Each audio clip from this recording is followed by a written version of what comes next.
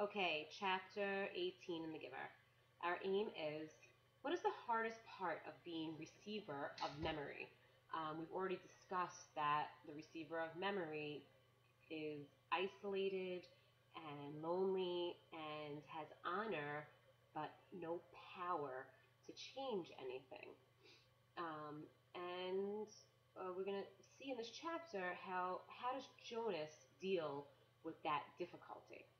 Um, so follow along as I read in chapter 18. Besides for the loneliness and the isolation and the powerlessness, what else is difficult about being the receiver of memory? So we're on page 139 in chapter 18.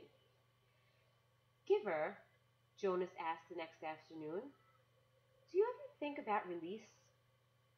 Do you mean my own release or just the general topic of release? Both, I guess.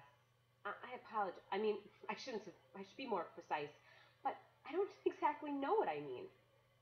Sit back up. No need to lie down while we're talking. Jonas, who had already been stretched out on the bed when the question came to his mind, sat back up. I guess I do think about it occasionally, the giver said. I think about my own release when I'm in an awful lot of pain.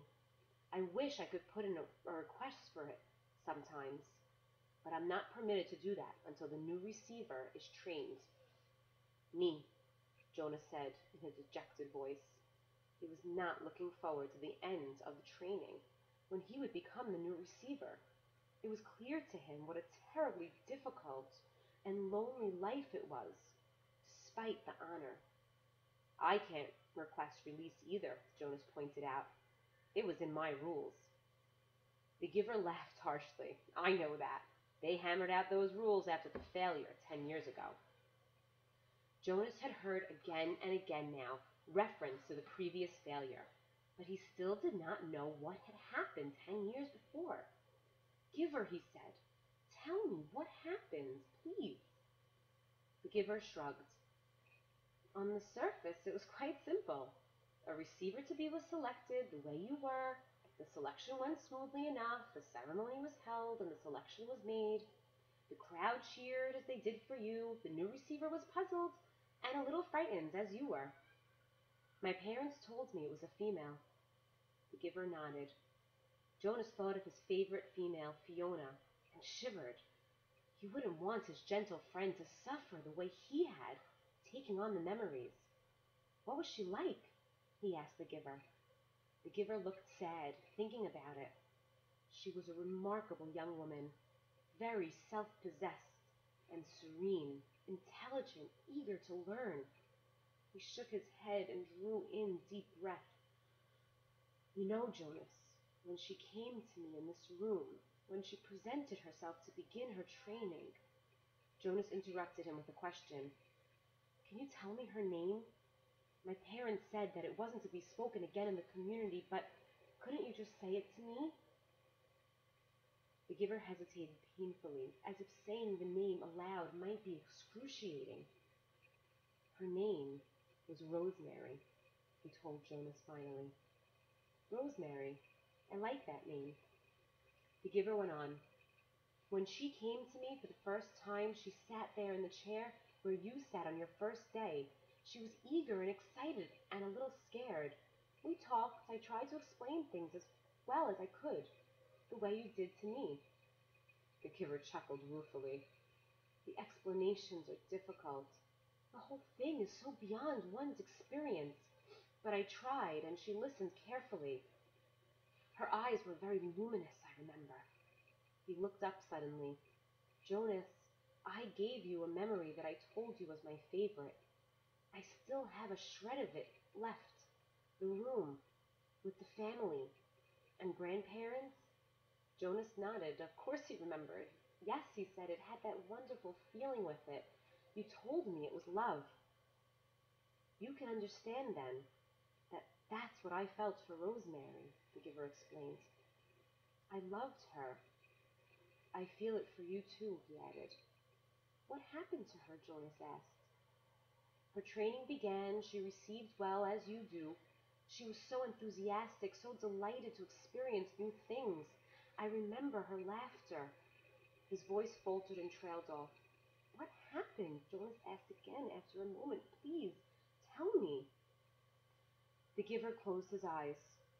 It broke my heart, Jonas, to transfer pain to her. But it was my job. It was what I had to do, the way I've had to do it to you. The room was silent. Jonas waited. Finally, the giver continued. 5 weeks. That was all. I gave her happy memories, a ride in a merry-go-round, a kitten to play with, a picnic. Sometimes I chose one just because I knew it would make her laugh, and so I treasured the sound of that laughter in this room that had always been so silent. But she was like you, Jonas. She wanted to experience everything. She knew that it was her responsibility, and so she asked me for more difficult memories. Jonas held his breath for a moment. You didn't give her war, did you? Not after just 5 weeks. The giver shook his head and sighed.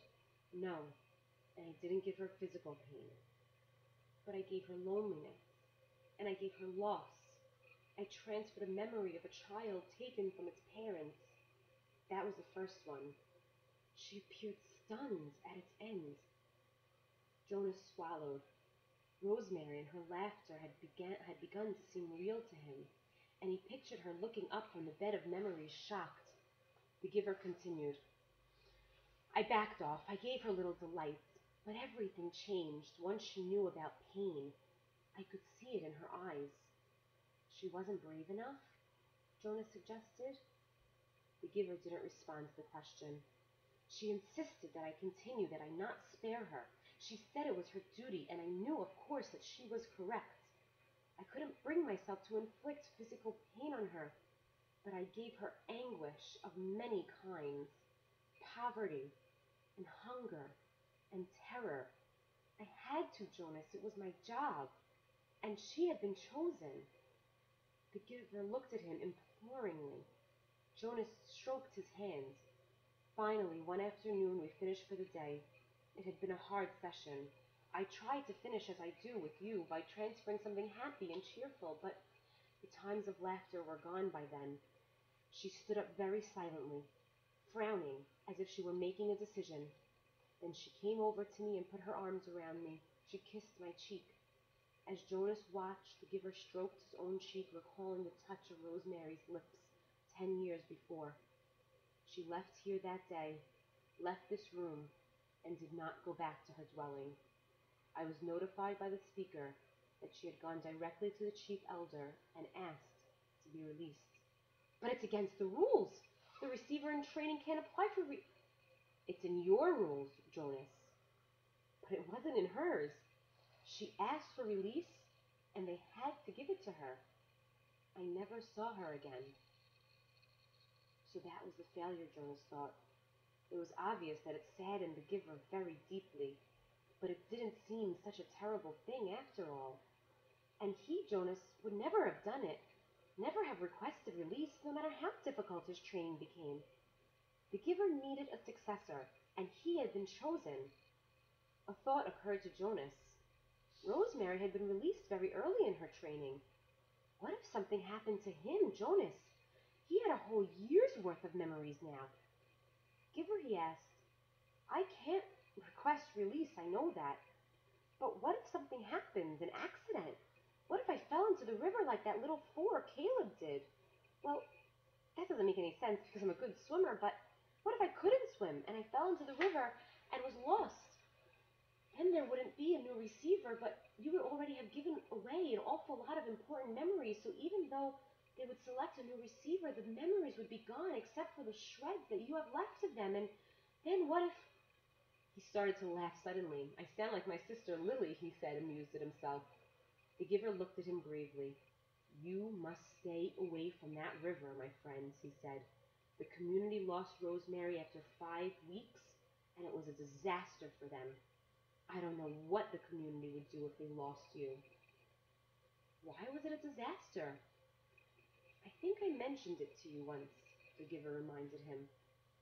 That when she was gone, the memories came back to the people.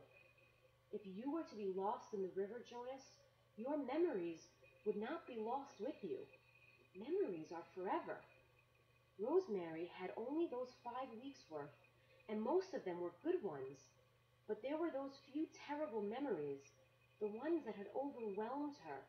For a while, they overwhelmed the community. All those feelings. They'd never experienced that before. I was so devastated by my own grief at her loss and my own feeling of failure that I didn't even try to help them through it. I was angry, too. The giver was quiet for a moment, obviously thinking. You know, he said finally, if they lost you, with all the training you've had now, they'd have all those memories again themselves. Jonas made a face. They'd hate that. They certainly would. They wouldn't know how to deal with it all.